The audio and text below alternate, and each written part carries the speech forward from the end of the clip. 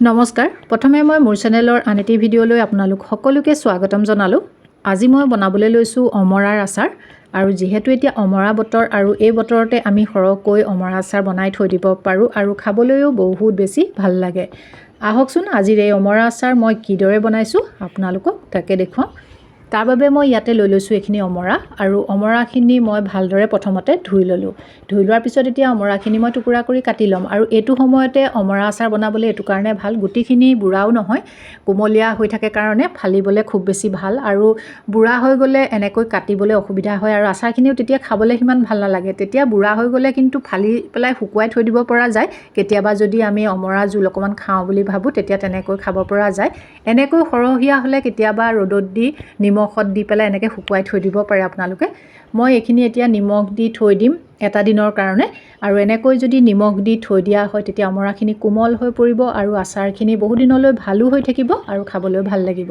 আৰু এতিয়া মই নিমখখিনি দিয়াৰ পিছত খুব ভালদৰে গোটেইখিনি মিক্স কৰি দিছোঁ আৰু ভালদৰে মিক্স কৰাৰ পিছত এতিয়া মই ঢাকোন মাৰি থৈ দিম আৰু এটা দিনৰ বাবে। আৰু এনেকৈ থৈ দিয়াৰ পিছত পিছদিনাখনহে মই ৰ'দত দিম আৰু পিছদিনাখন এতিয়া মই ঢাকোনখন খুলি এয়া চাইছোঁ আৰু এয়া চাওকচোন অমৰাখিনি এনেকুৱা হালধীয়া নিচিনা হৈ গৈছে আৰু এতিয়া মই গোটেইখিনি নিমখ পানীৰ পৰা উঠাই ল'ম আৰু এইখিনি মই ভালদৰে ৰ'দত দি দিম।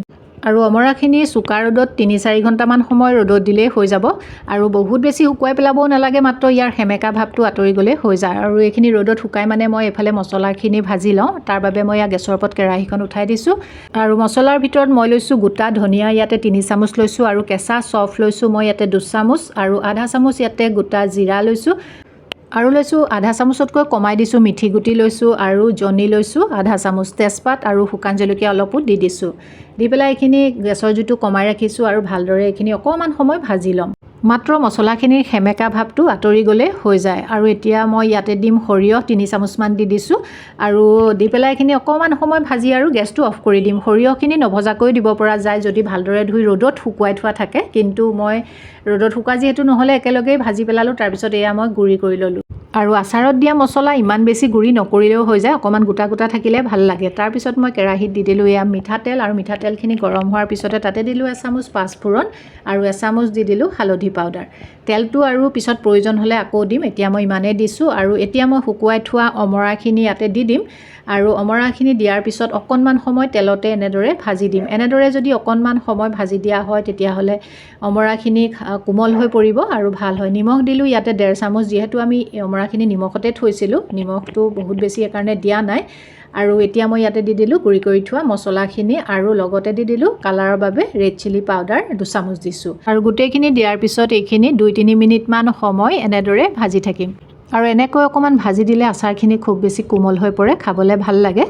আৰু এইখিনি এতিয়া ভজা হৈ গৈছে, মই গেছটো অফ কৰি দিম আৰু যেতিয়া এইখিনি একেবাৰে সম্পূৰ্ণৰূপে ঠাণ্ডা হ'ব তাৰপিছতে এইখিনি বটলত ভৰাব লাগে, কাৰণ গৰমে গৰমে যদি বটলত ভৰাই দিয়ে তেতিয়া কিন্তু আচাৰ সোনকালে বেয়া হৈ যায়। আৰু এতিয়া এইখিনি সম্পূৰ্ণৰূপে ঠাণ্ডা হ'ল আৰু মই এয়া বটলত ভৰাই থৈছোঁ আৰু মাজে মাজে এইখিনি ৰ'দত দি থাকিব, তেতিয়া আচাৰখিনি খাবলৈও ভাল লাগে আৰু কোমল হৈ পৰে।